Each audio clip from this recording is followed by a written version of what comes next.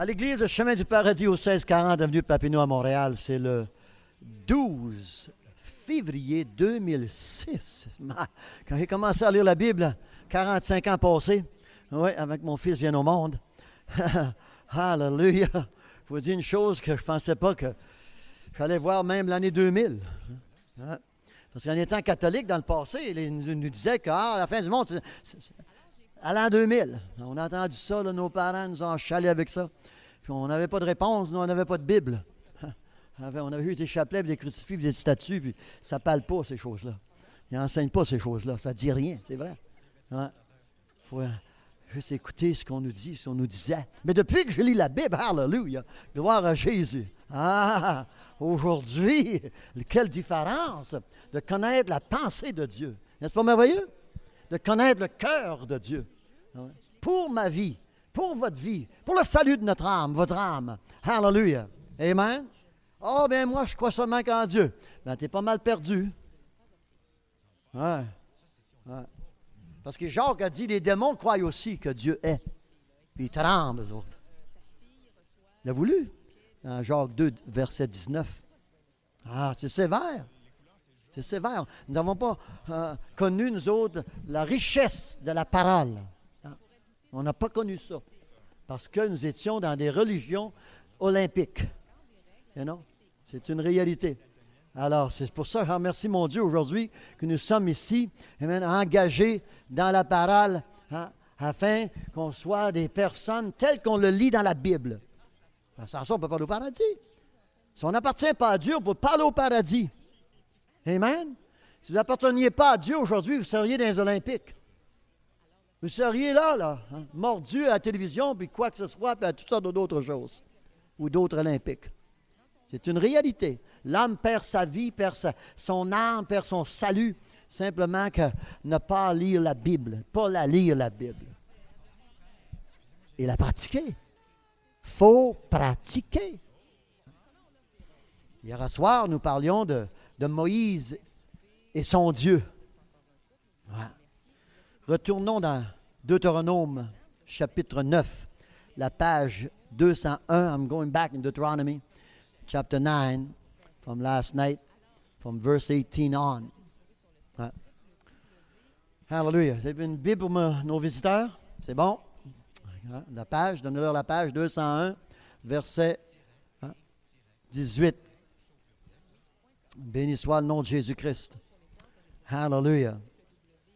C'est bon de connaître la parole de Dieu, la Bible. Alors, on parle, c'est Moïse qui parle ici. Oui.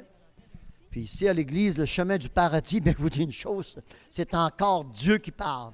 Comme Dieu parlait dans le temps de Moïse et dans le temps de Paul, dans le temps de Jésus, son Fils sur la terre. Alors, je vais me prosterner devant l'Éternel, verset 18, dans la page 201. Je vais me prosterner devant l'Éternel. Ouais. Comme auparavant, 40 jours et 40 nuits sans manger de pain et sans boire d'eau.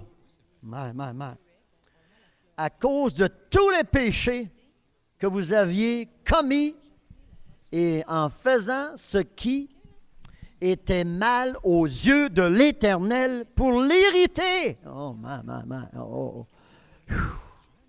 On parle seulement qu'un Dieu d'amour dans ce monde. Hein? C'est pour ça qu'on vous dit que Dieu est amour, puis Dieu t'aime. Hein? L'amour de Dieu, ce n'est pas être pécheur. Parce que Moïse, là, il n'était pas pécheur, lui.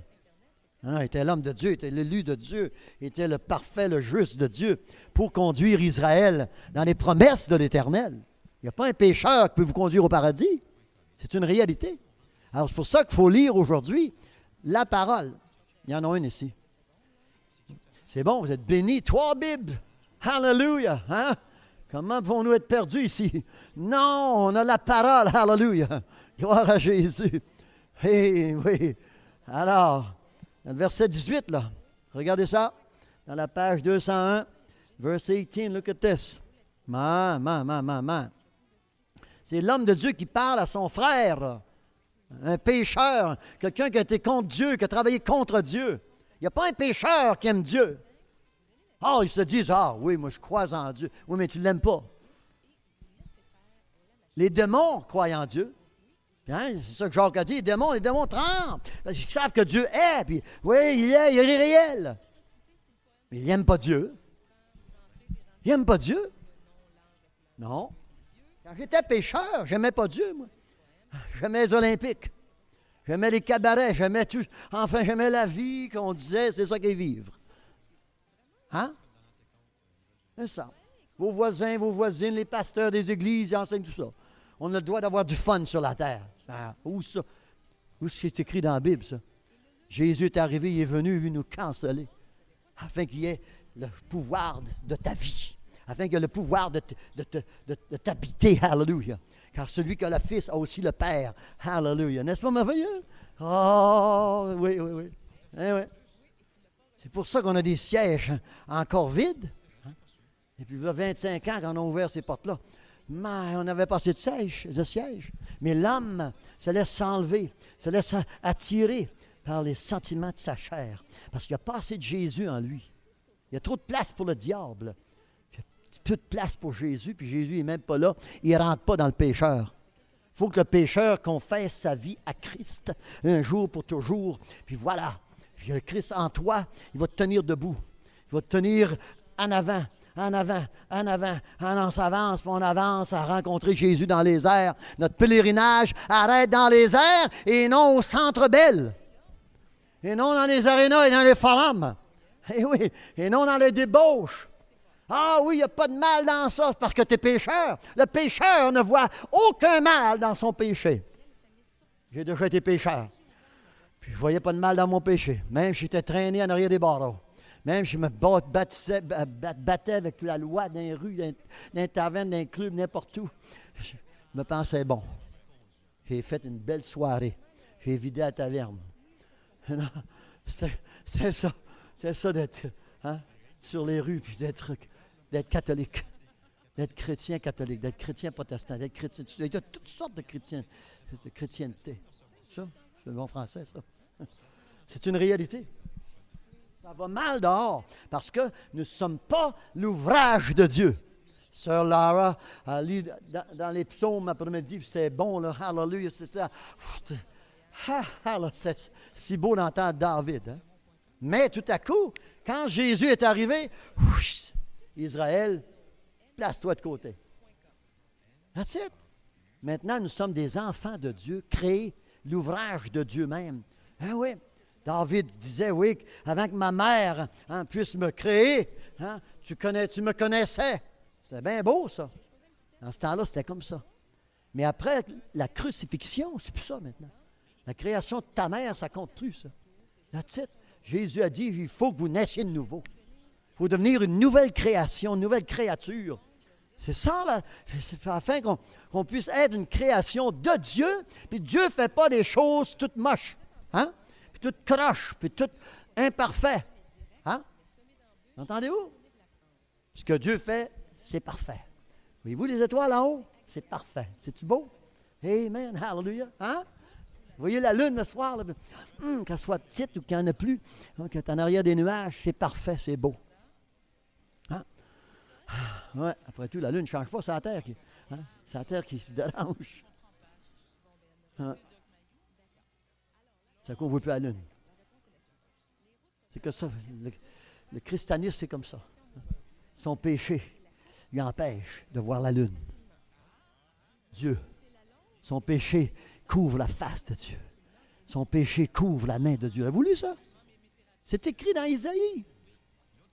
Chapitre 58, je crois, ou 59. C'est une réalité. C'est ton péché qui te retranche de Dieu. C'est pour ça qu'il faut aller après le péché. Hallelujah. Amen. Quand ton moteur ne marche pas dans ton automobile, tu ne dis pas au mécanicien de regarder dans la valise. C'est la réalité. C'est positif. Il faut regarder le péché.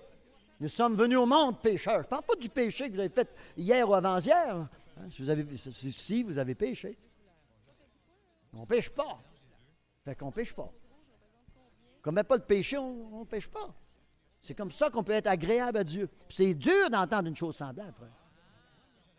Parce que moi, quand j'étais dans les églises, dans le passé, chrétiennes ou protestants ou quoi que ce soit, on nous disait que voilà, on ne peut pas arrêter de pécher, on sera toujours pécheur, mais on va mourir pécheur. Ah, tiens, moi, je commence à lire la Bible pour moi-même. J'ai dit, mais si on meurt pécheur, ce que je peux lire dans la Bible, on va sur le diable.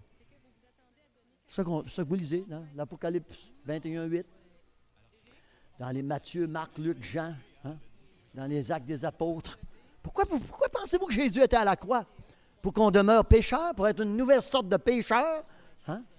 Pour être une nouvelle catégorie de pécheurs? Non.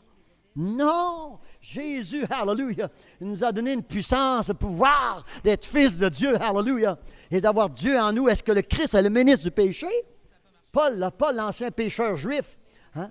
Oui, l'ancien Saul de Tarse, le juif qui avait le commandement de son Église pour détruire les chrétiens, les brûler, les emprisonner. Hein? Jésus l'a sauvé. Et puis, il n'avait plus le goût d'aller tuer, d'aller détruire et d'être pécheur. Dans Romains 10, chapitre 10, il nous enseigne que j'ai tellement le désir de voir mon peuple se sauver comme je suis sauvé. Il l'a voulu. C'est fabuleux. Hallelujah. Puis ici, on a Moïse, là, comme homme de Dieu après-midi. Là. Ici, à Montréal, j'avais le pasteur Gagnon, qui est ici, 1640 avenue Papineau. On a cette église-là ici, hein, qui démontre vraiment c'est quoi le salut. C'est quoi vraiment appartenir à Dieu? D'être en route pour le paradis. Le pécheur n'est pas en route pour le paradis. Il est en route pour le mal. Eh oui, c'est une réalité. Parce qu'il ne connaît pas la vérité. Et vous, aujourd'hui, c'est de faire la décision d'être une personne, de dire oui. En Jésus-Christ, on nous annonce, nous sommes la création, l'ouvrage du Dieu vivant, afin qu'on puisse accomplir de bonnes œuvres. On a voulu ça, c'est verset 10 dans les Éphésiens chapitre 2. Afin qu'on puisse accomplir des bonnes œuvres. Ouais. N'est-ce pas merveilleux? Ah, hallelujah. Ouais. C'est merveilleux. Regardez votre page, vous, là. 201, on va vous montrer ici là, quelque chose de fabuleux. Là. Ah, hallelujah. Galates, puis Éphésiens, voyez-vous? Ah, ici, on commence où, là? Regardez, lisez le verset 10. Lisez-le. Lisez-le fort, on vous entend. Mais maintenant, en Jésus-Christ, OK. Car nous sommes son ouvrage ayant été créé en Jésus-Christ pour de bonnes œuvres que Dieu a préparées d'avance afin que nous le pratiquions. La pratique! Voyez-vous, c'est beau, des bonnes œuvres à pratiquer. Hein, depuis qu'on est au monde, on est sorti du sein de notre mère, on n'a pas connu une vérité semblable. On n'a pas connu d'être des pratiquants, de pratiquer les œuvres de Dieu. Ah ouais. Puis c'est pas marcher l'Eucharistie qui est une œuvre de Dieu. C'est pas traîner un crucifix, puis un chapelet, puis des statues, puis quoi que ce soit. J'étais là, moi. Mais je vous dis une chose, que ça ne m'a jamais aidé. Ça ne nous enseigne pas les œuvres de Dieu, ça. C'est ces menteurs qui nous disent que ça, c'est l'œuvre de Dieu, une statue, une image, ci, puis ça, la messe, ou quoi, enfin, puis demain, tu es trouvé pédophile. Tu es trouvé plus pécheur que les gens de la rue. Fais pitié, là, frères et sœurs. Là. Mais Moïse était un homme pur. Moïse est un homme saint. Puis ce qu'elle vient de lire ici dans les Éphésiens, c'est Paul qui a écrit ça. C'est Paul qui a écrit une chose semblable. Ouais. Afin qu'on soit des personnes vraiment aimées de Dieu. Comment allez-vous faire aimer de Dieu? En pratiquant ses bonnes œuvres. That's it. Votre voisin ne veut pas? Pratiquez, vous autres. Hein? Ton père ne veut pas? Pratique, toi. Ta mère ne veut pas? Pratique. Ton mari ne veut pas? Pratique. Ta femme ne veut pas? Pratique, toi. Hallelujah. Amen? You just read Ephesians 2:10. That's it. We're born to do the works of God, and no sinners can do that. Moses was in absolute, he had a migraine, I tell you, because God was going to kill his brother. C'est effrayant quand on vient de lire ça dans la page 201, là. Que Moïse était, il y avait une migraine, là. Parce que Dieu était en colère, était irrité, était contre son frère.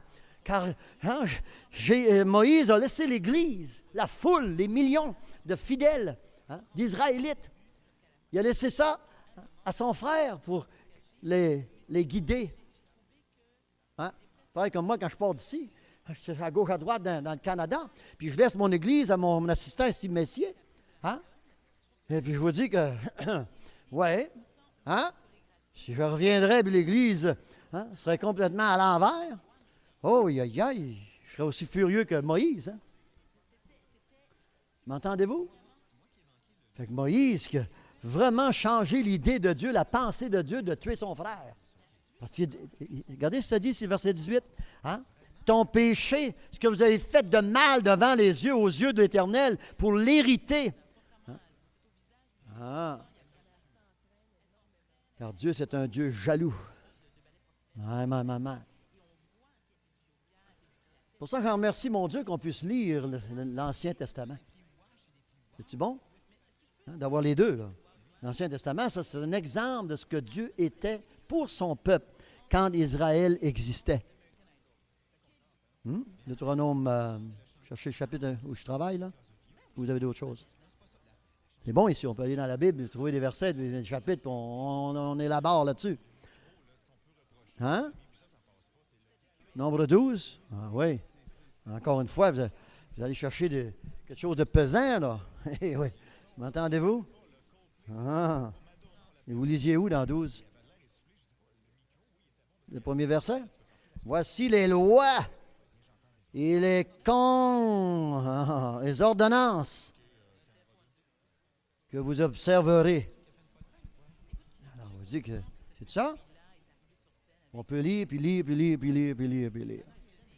Puis vous arrivez au chapitre 28 de Deutéronome, là, que les Israélites là, avaient complètement perdu contrôle à servir les dieux d'Égypte.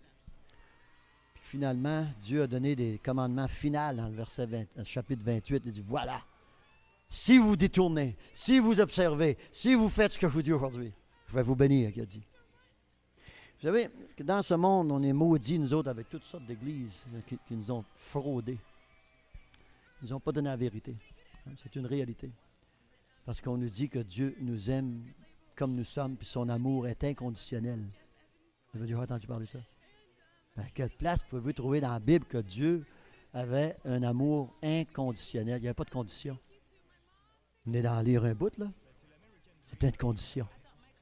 Puis dans le Nouveau Testament, après Jésus, après sa crucifixion, wow, les conditions. Le Nouveau Testament est rempli de conditions. Amen. Dieu haït le péché. Hein? Adam et Ève ont été mis dehors de leur royaume que Dieu leur avait donné. Dieu les a créés éternellement, puis leur a donné un royaume éternel, puis leur a donné une condition. À ne pas toucher, pas manger de l'arbre qui est dans le milieu de votre royaume. That's it. Mais elle a fait l'erreur d'aller dans une autre église. Hein? Et puis elle a reçu une prédication tout croche. Hein? En lui faisant croire, ne t'inquiète pas, ne t'inquiète pas.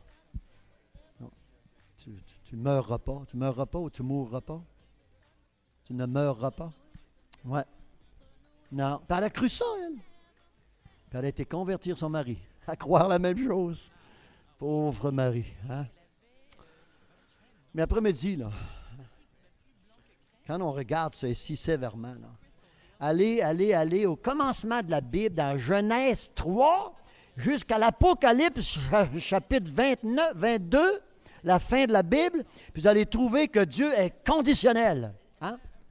On lisait après-midi avant les chants, avant que je commence à vous guider dans les chants, et puis on lisait dans le dernier chapitre de la Bible, dans l'Apocalypse 22, puis je lisais que la condition que j'aime beaucoup, que Dieu a dit parce qu'il y a des chiens dehors. Hein? Des chiens, ça ne veut pas dire des chiens, des animaux, là, votre chien à la maison. Non, non. Le terme chien dans la Bible, c'est qu'on n'appartient pas à l'Église de Dieu. Nous ne sommes pas de son groupe, nous ne sommes pas de sa congrégation. Nous ne sommes pas de l'intérieur de la maison, nous sommes du dehors. Alors, d'étrangers. Alors, si chien, c'est un terme pas mal fort, bien. Parce qu'il y a des étrangers dehors. Regardez. C'est beau, hein? Dieu a dit, je vais vous emmener à l'intérieur de ma maison. Je ne vous laisserai pas dehors. N'est-ce pas merveilleux? M'entendez-vous? Nous sommes dans ce monde maintenant. On est encore dehors. Hein? Nous marchons parmi les pédophiles, ben, les homosexuels, les pécheurs, les buveurs, les ivrognes, les adultères, quoi que ce soit. C'est une réalité, c'est une positive, c'est tout normal. C'est comme ça que l'homme est. C'est comme ça que nous étions aussi. Il ne faut pas les accuser, quoi. Non, mais il faut dire que Dieu n'aime pas ton péché, par exemple. Il ne faut pas le dire que Dieu t'aime. Ce n'est pas d'être homosexuel que Dieu démontre son amour. Non, ben non. Puis être pécheur, être ivrogne, être habitué à toutes sortes de quoi que ce soit. Hein? Non, c'est pas ça l'amour de Dieu. Alors, lisons donc la Bible. Puis ici, moi, ça me donne un confort à vous aimer comme ça après-midi, là, à vous prêcher comme ça. De vous démontrer ici une bénédiction totale pour Aaron. Un homme de Dieu qui était appelé de Dieu et puis qui a pris soin, oui, de ceux qui étaient parmi les murs de l'Éternel. Eh oui, c'est ça un pasteur. C'est ça un homme de Dieu. C'est ça vraiment l'homme établi pour sauver l'homme de son péché. Lui enlever son péché, lui dire, c'est pas bon, ça, donne-moi ça, je vais le détruire, moi. Hein? Comme Paul a prêché.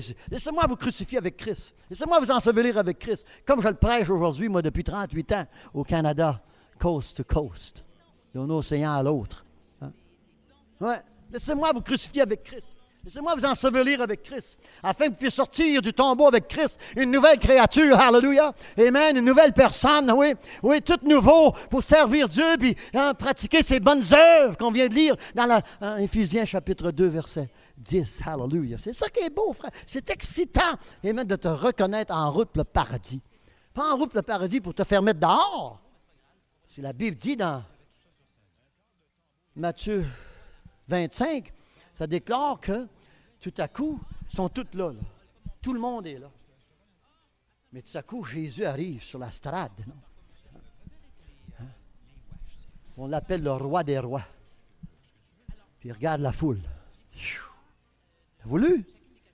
Oh, man, je pense que vous lisez du verset 33 là, au verset 44 là, dans Matthieu 26. Là. Oh, c'est sévère. Puis là, tout à coup, Jésus dit, « Ah! Brebis, viens t'asseoir à ma droite. Brebis, viens vous asseoir à ma droite. Brebis, venez vous asseoir à ma droite. » Tous les brebis, on les voit à la droite de Jésus. Puis tout à coup, ils regardent les boucs. Les boucs! Asseyez-vous à ma gauche. Asseyez-vous à ma gauche. Asseyez-vous à ma gauche. Asseyez-vous à ma gauche.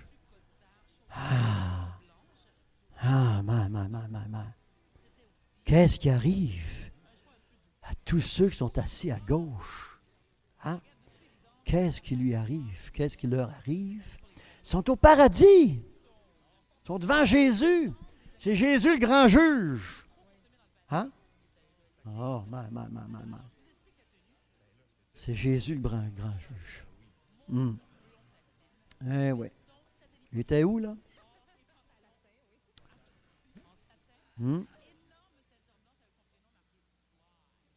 Et voilà. Que sont-nous, là? Oh my. Es-tu dans Matthieu 26? Verset 41. C'est 25. Ah oui, c'est 25. Je disais 26, excusez, là. C'est 25. C'est toutes les nations, versets 32, 33, 34, 35. Alors, qu'est-ce qui arrive à ceux qui sont à gauche? Verset 41.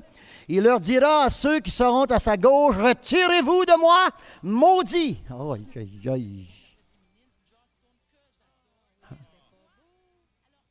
c'est dur de vivre sur la terre et être maudit aussi. Hein? Peut-être que le mot n'est pas correct dans ton esprit, mais c'est vraiment moi. Malédiction. Maudit, malédiction, c'est la même chose. C'est dur pour le pécheur de vivre sur la terre. Ils sont nerveux, ils sont excités, ils sont dangereux. C'est une réalité. Ah, non, les dangereux, même les chauffeurs d'autobus. Ça va pas bien, ils sont nerveux, ils sont excités, là, parce qu'ils ne connaissent pas ce que vous connaissez. Ils ne sont pas prêts à rencontrer leur maître, ils ne sont pas prêts à rencontrer Dieu. C'est ça que Jésus nous apporte, là. C'est l'enseignement de Jésus même, là. C'est ce qu'il nous a enseigné avant qu'il aille à la croix. Puis il dit, oh, vous à la gauche, maudit, allez dans le feu éternel qui a été préparé pour le diable. Alors pourquoi s'enligner pour être jeté à la même place que le diable?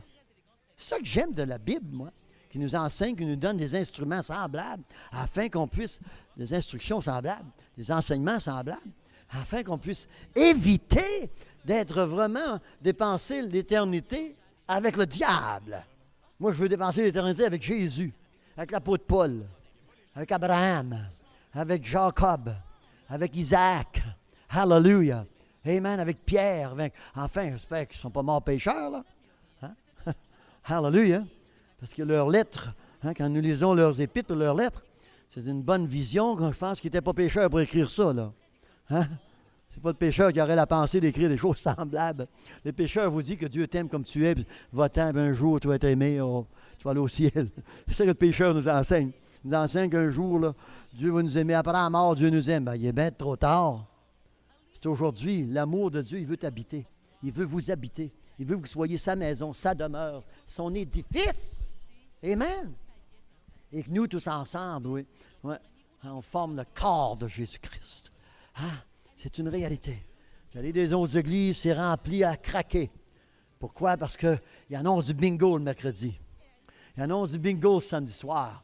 Ils annoncent un party d'âge d'or le dimanche soir. Hein? La messe dure 21 minutes, c'est tout. Mais le bingo, ça dure toute la veillée. Comment, frères et sœurs? Il faut s'ouvrir les yeux. Puis les églises, c'est comme ça, à gauche, à droite. Quand ils en ont passé, ils vous envoient aux arénas, d'un colisée. Hein, vous avez une pensée olympique, au lieu d'avoir une pensée de l'Esprit de Dieu, la Bible. Hein? C'est sévère. C'est pour ça qu'il ne faut pas jouer à l'Église, là.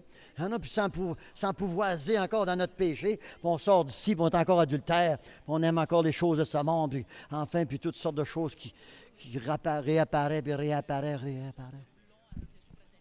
Qui aurait pensé, moi? Ma mère, ça serait vivante. Jamais elle a vu penser que les musulmans seraient ici au Québec. Mais le plan de Dieu, moi, je vous l'annonce, ça fait une quinzaine d'années que je le prêche. Je prêche aux chrétiens, disons chrétiens à travers le Canada. Puis Dieu amène ces nations-là ici au Canada pour vous persécuter le christianisme. Ils ne me persécutent pas, moi. Il n'y a rien qui les intéresse. Puis on ne les intéresse pas non plus. Parce qu'on est sévère à prêcher Christ. Et moi, quand je parle de Mohamed, j'ai dit, votre Mohamed, là, il est mort. Puis je leur dis, là, c'est une création d'hommes impies, impurs, par vos actions, par vos conduites. On peut voir que votre prophète était du diable. Ah oui, puis ils veulent me tordre en deux, là. Je dis, c'est ça. Amen. Leurs prophètes viennent sur mon chapiteau, viennent dans mes endroits ici à travers le Canada où j'enseigne comme je vous enseigne aujourd'hui. Puis j'essaie de me tranquilliser, qui dit, ben oui, mais non, c'est ça. Vous n'êtes pas de Dieu pantoute. Vous enjôlez le monde, vous séduisez le catholique, le pape est séduit. Lui, il est la mère des séducteurs, ça fait qu'il n'est pas dur à séduire. Hein? On entend ça partout. C'est beau de les voir aller à Dieu, c'est beau de voir comme ils aiment Dieu. What? C'est des antichrists! Hein? Ils me disent dans la face que mon Jésus, c'était pas un fils de Dieu. Ah oui, ben là, t'es trop tard. Là. Jésus était le fils de Dieu. Il nous enseigne, ils disent des choses semblables, que Dieu n'avait pas besoin de fils, Dieu n'a pas besoin de prophète, puis Dieu n'a pas besoin de ci, pas besoin de ça. Hein? Ouais! S'il m'avait dit ça quand j'étais catholique, j'aurais tout envalé ça, puis je porterais un petit bonnet blanc. Ah ouais. Pourquoi vous ne pensez pas qu'ils ne viennent pas à travers de ma porte ici? Ils m'entendent à la télévision, ils m'ont entendu à la télévision, ils m'ont entendu à la radio. Ah, mais à travers le Canada, on le parle de même. Ils ne viennent pas m'achaler. Ils vont achaler les politiciens, oui. Les gens de la rue, puis qui comptent. Au nom de Jésus-Christ, hallelujah. Jésus s'est tenu devant toutes sortes de gens semblables. Vous, aujourd'hui, il faut que vous ayez la connaissance que ce n'est pas ça l'amour de Dieu. Le christianisme est persécuté ici à la mort, ils ont peur d'eux autres. Il faut dire, ça c'est une façon d'arriver à Dieu. Oublie Dieu. Il faut que tu arrives à Christ. Amen, frère? Il faut que tu arrives à Jésus. Sans Jésus, tu n'as pas de Dieu. C'est seulement que, un Dieu comme ça qu'on voit ici dans Deutéronome, le Dieu de Moïse dans ce temps-là. Je suis content que Jésus est venu, pour changer l'aspect de notre Dieu. Hallelujah! Contre le pécheur. Parce que Moïse ici était contre son frère, puis contre Israël, parce qu'il avait péché, ça avait fait un autre Dieu. Voilà, on a l'Eucharistie, nous autres. Dominus vobiscum, you know? That's it. Je t'ai élevé de même, j'ai même aidé ces prêtres-là pour des années à faire ce genre de sorcellerie, de dire qu'on change l'Eucharistie en le corps de Dieu, le corps de Jésus. Dieu n'a pas de corps. Puis il n'en veut pas de corps, il veut ton corps. Entendez-vous? Dieu n'a pas de corps, Jésus n'a pas de corps, Jésus n'a plus de corps. L'apôtre Paul a dit, Jésus, on l'a connu avec un corps, mais maintenant, il n'a plus de corps. 2 Corinthiens 5, verset 16. C'est une réalité, mais il veut ton corps, il veut t'habiter.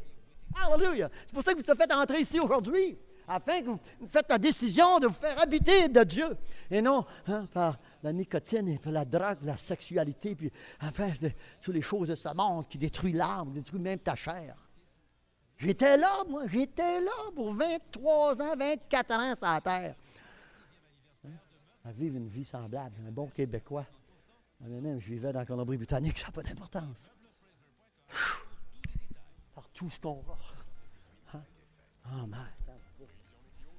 On revient ce soir pour écouter la fin de ce récit. Vous avez dit, Pasteur Gagnon, c'est un peu dur. Savez-vous pourquoi c'est dur? Nous avons été lavés dans le cerveau, dans l'esprit, dans le cœur depuis le sein de notre mère. Puis notre mère était lavée. Notre mère nous a fondés, nous a créés avec notre père. Lavés. Pas de Bible. Ma mère est morte, pas de Bible. Le curé a dit, non, lis pas la Bible. La Bible que je lui ai donnée en plus. Je prie le veau que vous aviez fait, ce produit de votre péché. Oh, my. Je vous dis qu'on voit tout ça à gauche, à droite, même aujourd'hui.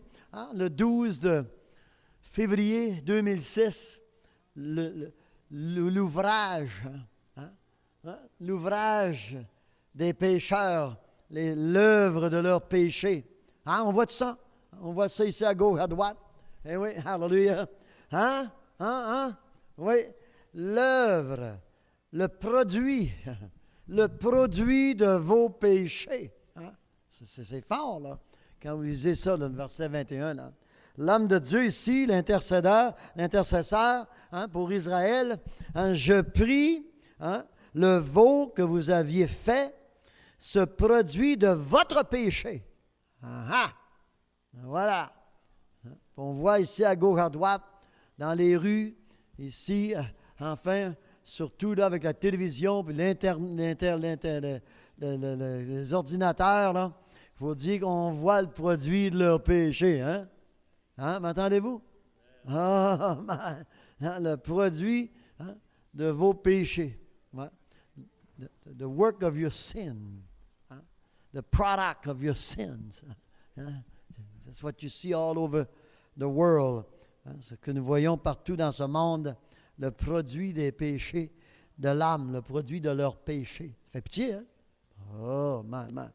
On regarde l'âme, puis on regarde son visage, là, puis on peut voir qu'il est abattu à cause de son péché, de l'œuvre de son péché, de l'ouvrage de son péché. Ouais.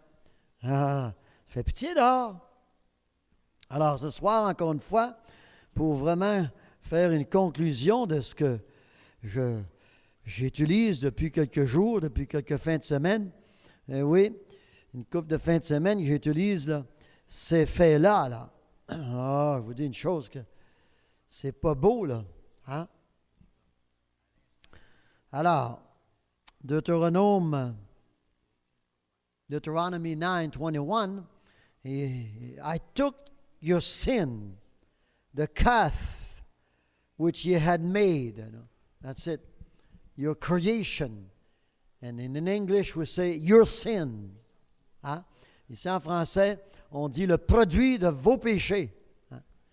Vous dites que le pécheur, l'homme qui est pécheur, peut arriver à produire toutes sortes de gaffes, toutes sortes de choses qui le détruisent. L'homme se détruit par son propre produit. Le pécheur se détruit par son propre produit. Entendez-vous? C'est une réalité. Alors, c'est pour ça que j'utilise, moi, cette vision que je reçois ici en lisant Deutéronome 9, que Moïse, évidemment, a intercédé, afin que, avec Dieu, là, face à face avec l'Éternel, afin que Dieu ne détruise point son frère Aaron. Alors, j'appuie là-dessus, je m'appuie là-dessus beaucoup pour vous démontrer que Moïse, hallelujah, s'est prosterné devant Dieu comme auparavant, 40 jours et 40 nuits, sans manger de pain et de boire, sans boire d'eau, à cause de tous les péchés que vous aviez commis en faisant ce qui est mal aux yeux de Dieu, de l'Éternel, pour l'irriter. Car j'étais effrayé à la vue de la colère, de la fureur dont l'Éternel était animé contre vous jusqu'à vouloir vous détruire. Mais l'Éternel m'exauça.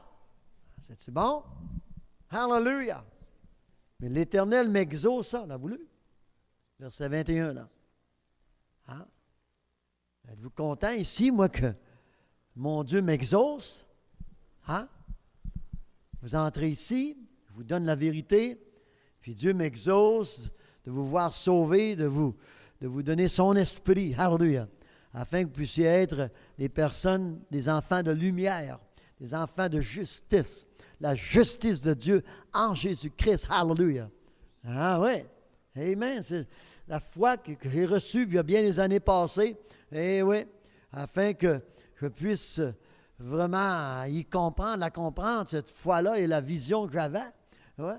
J'avais soif, j'avais faim de voir l'homme à vivre sans péché, à vivre délivré du mal, à vivre délivré de la colère de Dieu. Parce que je lisais la Bible, puis il faut lire que Dieu est coléreux, Dieu est jaloux. Puis voilà, comme nous lisons ici, que tout à coup, leur péché, le produit de leur péché, le veau d'or, eh bien voilà, c'est une chose qui a irrité Dieu, oui, qui l'a rendu coléreux et vraiment à détruire, à tuer. Oui, à descendre du mont Sinaï, de son trône, et puis la montagne est en feu, le bruit de tonnerre, tout ça, les gens se demandaient d'où ça te sort.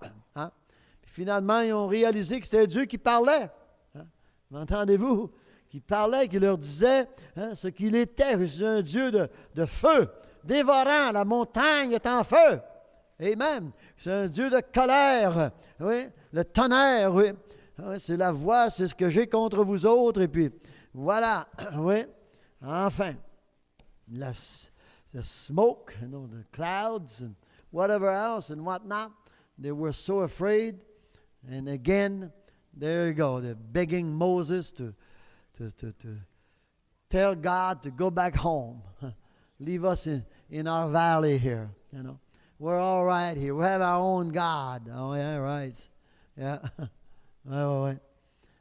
On est correct ici, nous autres. Là, il disait à Moïse que Dieu retourne dans son royaume, qu'il nous laisse la paix, qu'il nous lâche la paix.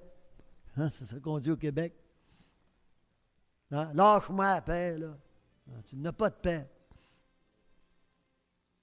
C'est moi qui te l'apporte. C'est moi que j'ai la paix pour toi.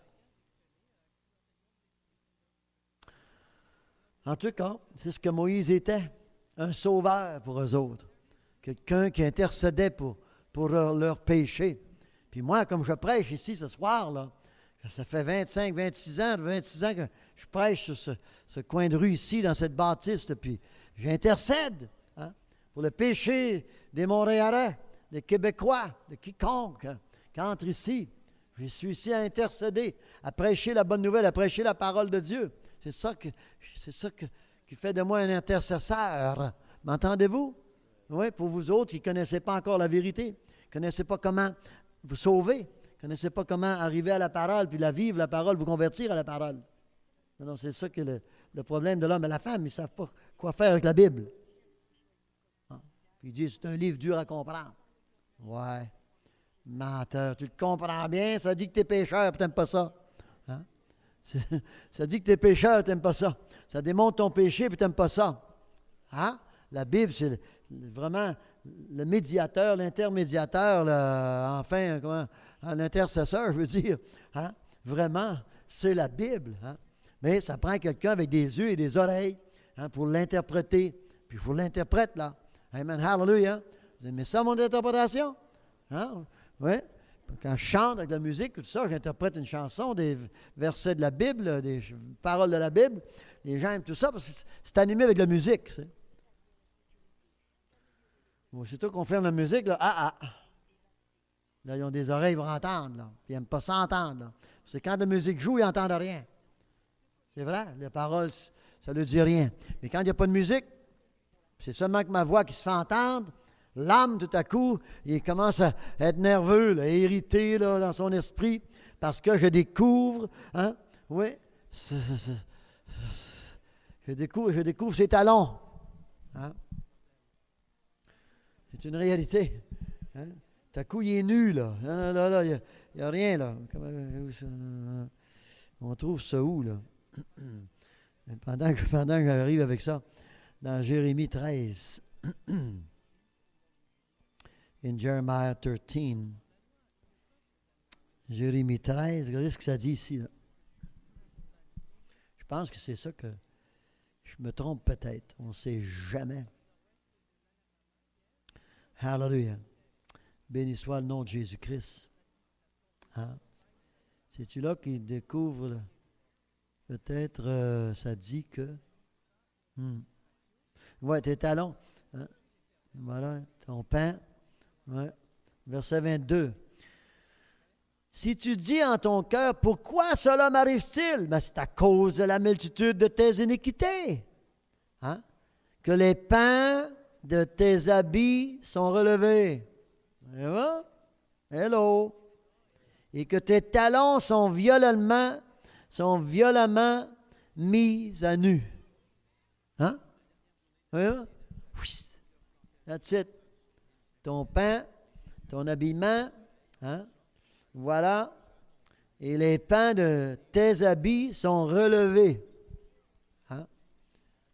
In Jeremiah 13, 20, 22. You see that? That's it. When I preach like you hear me preach, I mean, you know, all of a sudden, you know, this is it. This is what we see here. Huh? The greatness of thine iniquity are thy skirts discovered, and thy heels made bare. You know, Dieu. Hein? M'entendez-vous? Les choses sont découvertes. Hein? Vous êtes mis à nu. Hein? Puis l'homme n'aime pas ça se voir pécheur.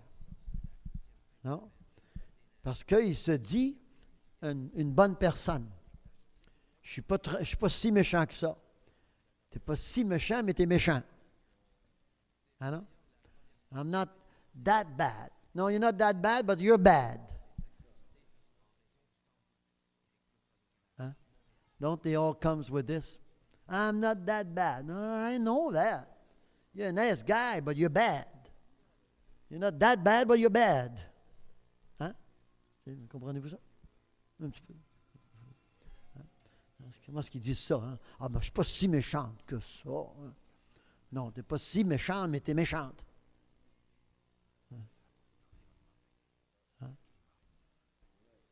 Hein? Ouais. Surtout devant Dieu, là. Oh man. Hein? Ah ouais. Ils vont chercher une justification en lisant, à lire les psaumes. Ils s'endorment avec ça. Tu sais. Il y a une petite femme dans l'Ouest canadien, elle était dans la chaise roulante, elle se mourait du cancer ou je ne sais pas quoi, là. Une femme russe, les Russes canadiens. Et puis, c'est une colonie dans ce coin-là, dans le bout de Nelson, British Columbia. de Russes. Il y a peut-être une vingtaine de mille de Russes, là. Enfin. Fait qu'elle elle me lisait les psaumes, là. Puis elle se justifiait qu'elle était du matin au soir, je suis dans les psaumes. Et c'est pour ça que vous êtes dans la chaise roulante. Il n'y a pas de guérison dans les psaumes. She was so justified. You know, I read the Psalms. I get up in the morning, I read. All day, I read the Psalms, you know. Je me lève le matin, puis je suis à lire dans les psaumes, puis dans les psaumes, puis dans les psaumes, puis dans les psaumes, puis dans les psaumes. Puis... That's why you're sick. There's no healing in the Psalms. But she was so justified, you know. And where I go to church, we read together. That's what you read, Psalms. That's no kidding. Je vais aller dans une église où on lit tout ensemble les psaumes. Elle dit, on lit tout ensemble. Vous lisez quoi? Les psaumes. Ah bon. Vous avez dit, Pasteur Gagnon, c'est pas bon de lire les psaumes. C'est un bon exemple. C'est après tout. Non? Pas de salut là. Pour des gens qui n'avaient pas de salut, des gens qui étaient pécheurs, ils avaient besoin de se lamenter et pleurer à l'Éternel. Non? Et puis de confesser toutes sortes de confessions quelconques, d'invoquer l'Éternel pour se trouver justifié, que Dieu ne les abandonne pas, abandonne-moi pas. Puis enfin, c'est beau, hein, c'est fabuleux. C'est fantastique. Israël avait des bonnes intentions. Hein, très belles intentions. Ouais. Pleurer après Dieu. C'est tout ce qu'il pouvait faire. Ça. Il n'y a pas de salut dans ce temps-là. Mais nous avons du salut.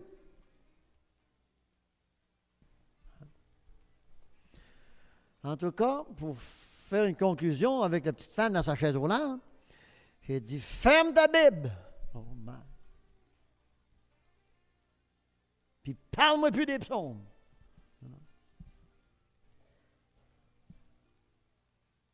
Et tu vas commencer à lire le livre des Actes des Apôtres. Entendez-vous? Ouais. Hallelujah. Puis arrête pas de lire les Actes des Apôtres, ensuite les Épîtres de Paul. Amen, voilà. Et puis Pierre, et puis l'Apocalypse. Arrête pas de lire. Vous savez, je l'ai mis dans la Bible. Hein? Puis il dit, allez-vous à la maison, vous allez sortir de votre chaise roulante. La prochaine fois que j'ai passé dans cette région-là, elle n'était plus dans la chaise roulante. Elle ne lisait pas les psaumes. Hallelujah. Amen. That's it. Tu prenais le salut. Puis à trouver le salut.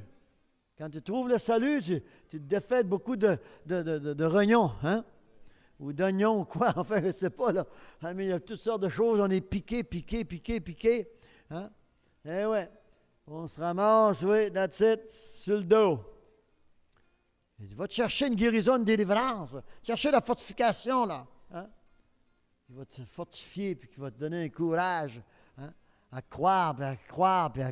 Puis, hein? Pas seulement à te plaindre. Non?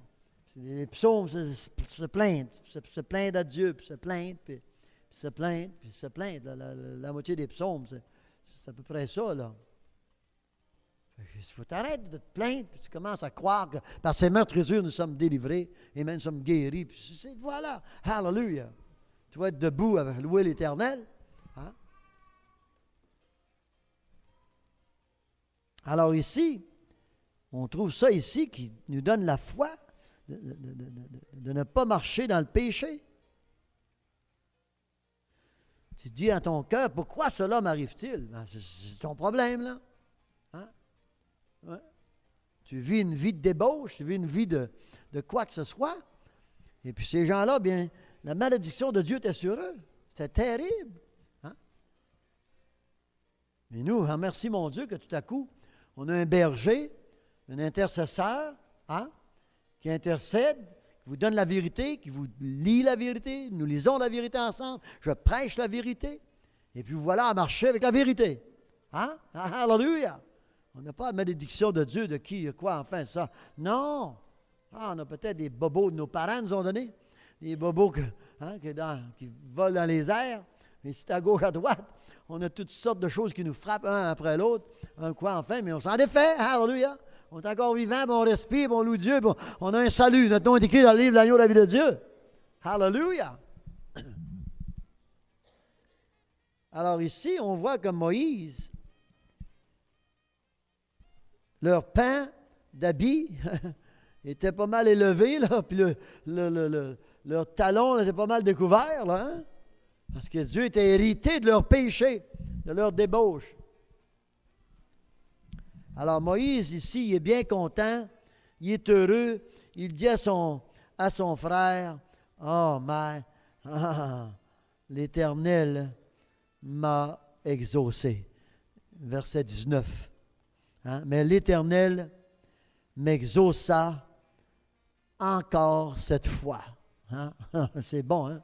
D'avoir quelqu'un qui peut toucher le cœur de l'Éternel pour ton problème, pour ta maladie, pour tes péchés, pour enfin, quoi que ce soit vos besoins. Hein? On intercède, on prie ensemble. Hallelujah. Ouais, c'est bon. Pour ça qu'on a ce que Jésus a donné à l'Église, le prophète, puis l'apôtre, puis l'évangéliste, le pasteur, puis le docteur. Hallelujah. Hein? Alors, j'ai pris le veau que vous aviez fait le produit de vos péchés, de votre péché. Hein? Avez-vous ça? Ah, c'est bon. Il faut que le péché disparaisse. Hein? Hallelujah. Dans 1 Corinthiens 15, 33, ça dit que te tenir en mauvaise compagnie, hein, ça corrompt les bonnes mœurs. C'est ça? On a assez de notre père à la maison qui ne veut rien savoir. Hein? On a assez de nos frères et sœurs à la maison qui ne veulent rien savoir. On a assez d'eux autres avec qui il faut s'asseoir, puis endurer nos parents, les honorer, c'est nos parents, après tout. Hein? Mais ils avaient hâte d'avoir 18 ans, prendre la porte. Hallelujah!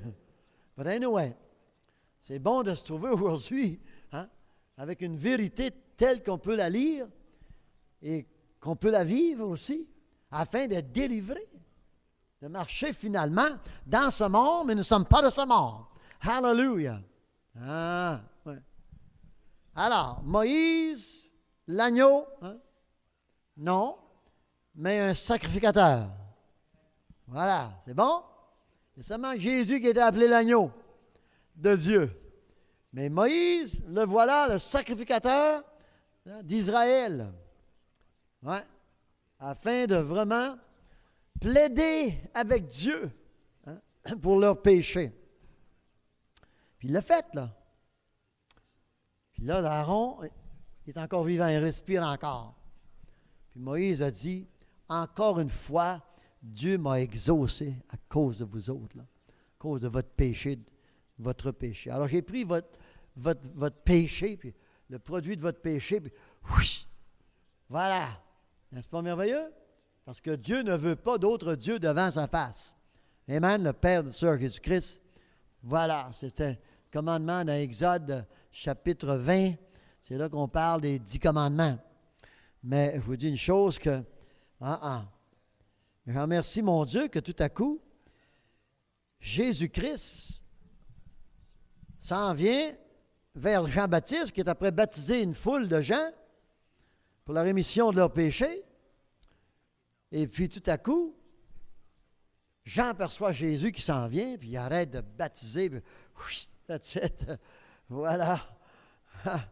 Il oublie tout ça. Voilà. 1, 2, 3. On baptise plus tard. Parce qu'il pointe de son doigt. Regardez celui qui vient, l'agneau de Dieu, qui ôte le péché du monde. Qui ôte le péché du monde. Qui ôte le péché du monde. Un genre de Moïse. Amen, hallelujah. Un genre de Job. Hein? Hallelujah. Oui. Oui. Un genre d'Isaac. Hallelujah. Gloire à Jésus. Entendez-vous? Ouais. Eh oui, un genre d'Abraham, un genre de David. C'est pour ça qu'on l'appelle une descendance de tous ces caractères-là, hein, de toutes ces couleurs-là. Voilà. Puis Jésus nous a démontré la couleur finale de son Dieu. Alléluia. Oui, en étant crucifié sur la croix. C'est là que vous voyez l'amour de mon Dieu. C'est là que vous voyez ce que mon Dieu est. C'est lui ça. C'est lui ça. C'est lui ça. C'est lui ça. M'entendez-vous? Oh, alléluia. Celui qui vient. C'est bon? Ah. Puis maintenant que nous sommes nés de Dieu, nous sommes vraiment, vraiment des enfants de lumière, le sel de la terre. Dans Romains 8, je ferme avec cela. Regardez bien ce que ça dit ici. Verset 24, in Romans 8, 24. Car c'est en espérance que nous sommes sauvés. Or, l'espérance qu'on voit n'est plus espérance. Ce qu'on voit, peut-on l'espérer encore? Hein? Ce qu'on voit, est-ce qu'on peut l'espérer encore? Non, hein? Voilà. What you see, it says here, can you still hope for it? Ah, Crystal's not hoping for a husband. No, this is it. She came to Montreal and found one. So there's no more hoping. That's it. Now it's coping. Now she has to cope with the guy. Ouch. Hallelujah. What a blessing. Amen? Good girl. Gloire à Jésus. Combien est-ce qu'il y en a qui ont passé à travers mes portes? Et puis, s'est trouvé une épouse, puis un époux. Voilà, enfin. Oh, man. Hein, Daniel? Ouais. Passe à travers nos portes. Puis, tout à coup, on vient ici. Puis on trouve la bénédiction. Hein? Non? C'est excitant. C'est excitant. Hallelujah. J'ai jamais été béni comme ça, moi. Ah. Faut que je commence à zéro, moi. Amen. Tout seul avec ma Bible. Hallelujah. Eh oui. Je n'ai pas trouvé ça à l'église, moi. Est-ce que vous avez trouvé ici la plupart?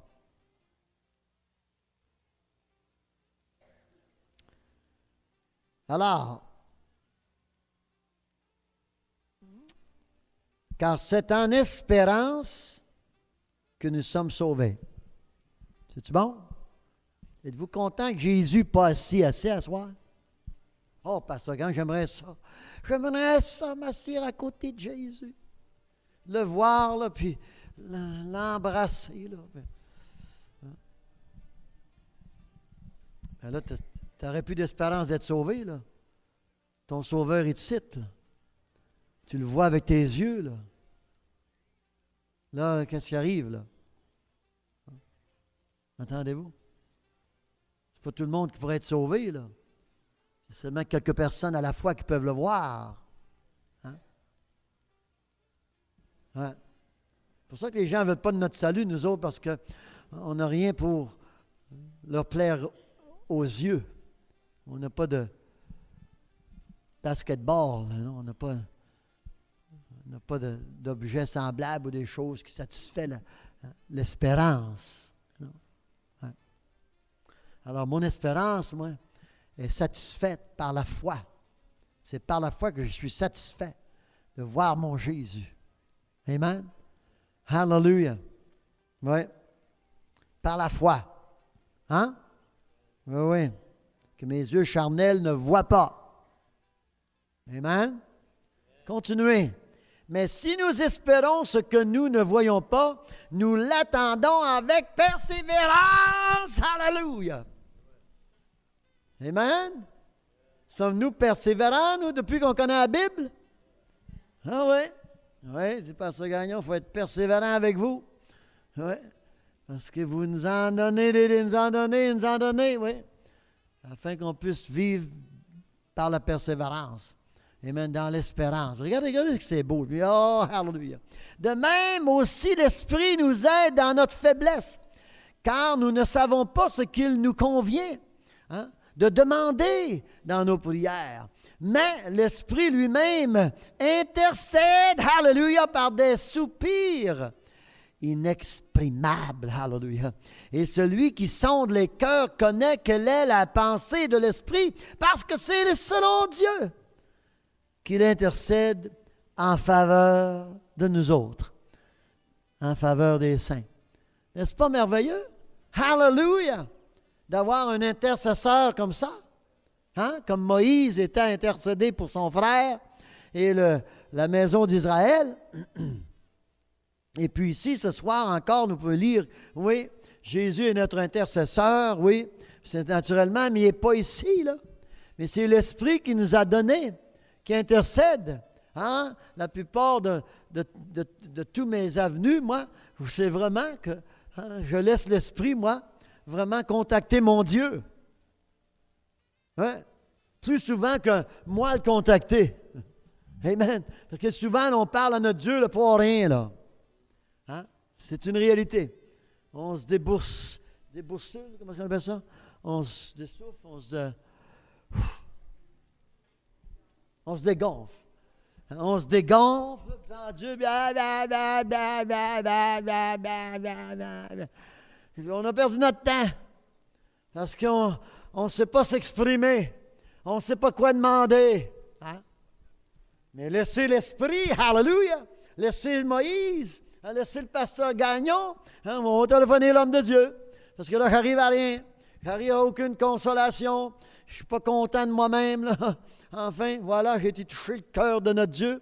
J'ai-tu arrivé à traverser les nuages et puis que ma voix s'est fait entendre, quoi, enfin? Non, on ne s'inquiète pas de ça. Hallelujah! Mais ici, je remercie mon Dieu, nous qui avons appris à vivre par la foi, nous sommes sauvés par l'espérance, hallelujah, que Jésus va venir nous enlever. C'est là qu'on va voir qu'on est sauvés, pas ce soir. Amen. Ce soir, nous sommes à espérer seulement, mais afin que notre espérance, amen, va un jour aboutir, hallelujah, à rencontrer Jésus dans les airs, amen, intercesseur des intercesseurs, celui, lui seul, qui peut vraiment nous sauver, nous sortir, nous retirer de ce monde, hallelujah, une fois pour toutes, oui, afin d'être avec notre Dieu pour éternité, en étant les brebis de son pâturage, amen, les membres de sa maison avec qui nous avons accès, le même esprit que nous avons ici. Gardez-moi ça. C'est bon, ça. De même aussi, l'esprit nous aide dans notre faiblesse. Car faiblesse veut dire ta chair. Ta chair, notre chair, d'être humain, d'être charnel, d'être né de la mer. Mais maintenant, nous sommes nés de l'esprit par la foi, par l'espérance. Hallelujah. Et puis nous voilà, gloire à Jésus, on n'est jamais découragé, jamais qu'on parle de découragement, parce que l'Esprit, lui, il sait comment prendre soin de notre découragement. Hallelujah. Et maintenant, portez-moi vos fardeaux, dit le Seigneur. Prenez mon joug qui est léger et facile à porter. Hallelujah. Alors, marchons, amen, dans la parole, et n'arrêtez pas d'être dans l'espérance. Amen, gloire à Jésus, afin de toujours être vraiment à garder l'esprit, à travailler pour nous autres. Et regardez le verset 28. Et nous savons du reste que toutes choses, combien? Toutes choses, hallelujah. Et toutes choses, hallelujah. Toutes choses concourent au bien pour vous qui est mon Dieu. Hallelujah. Donnez à Jésus une bonne main, oui. Hallelujah, l'esprit qui intercède. Gloire à Jésus.